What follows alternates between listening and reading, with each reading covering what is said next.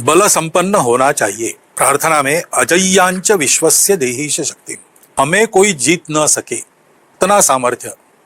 सुरक्षा करने के बाद सभी सुरक्षा, अन्न सुरक्षा से लेकर सारी बातें आती हैं। उन सब मामलों में हमको इतना बल संपन्न होना चाहिए, और असली बल तो अपना बल होता है, इसलिए स्वनिर्भर होना चाहिए। इन सुरक्षाओं के मामले में हम किसी पर निर्भर नहीं है, हम अपनी सुरक्षा कर लेंगे, कोई हमें जीत नहीं सकेगा, सारी दुनिया भी मिलकर हमको जीत नहीं सकेगी। इतना सामर्थ्य संपन्न हमको होना ही है, क्योंकि विश्व में दुष्ट लोग हैं जो स्वभाव से आक्रामक ऐसे लोग हैं। तो सज्जन व्यक्ति केवल सज्जनता के कारण सुरक्षित नहीं रहता, सज्जनता के साथ शक्ति चाहिए, और केवल शक्ति भी सुरक्षित नहीं रखती, वो आदमी का अधःपात कराती है, इसलिए उसके साथ सज्जनता चाहिए। ये दोनों की आराधना हमको करनी पड़ेगी।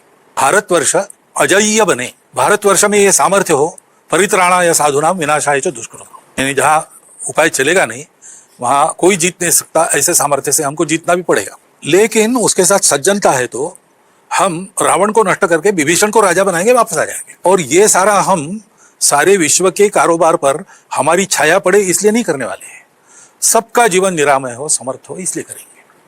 तो ऐसा सामर्थ्य हमको प्राप्त करना ही पड़ेगा, उसके सिवाय तरणोपाय नहीं है, शक्ति संपन्न होना ही पड़ेगा। क्योंकि दुष्ट लोगों की दुष्टता का अनुभव हम अपनी सब सीमाओं पर कर रहे हैं, तो हमको वैसा होना ही पड़ेगा, दूसरा इलाज नहीं।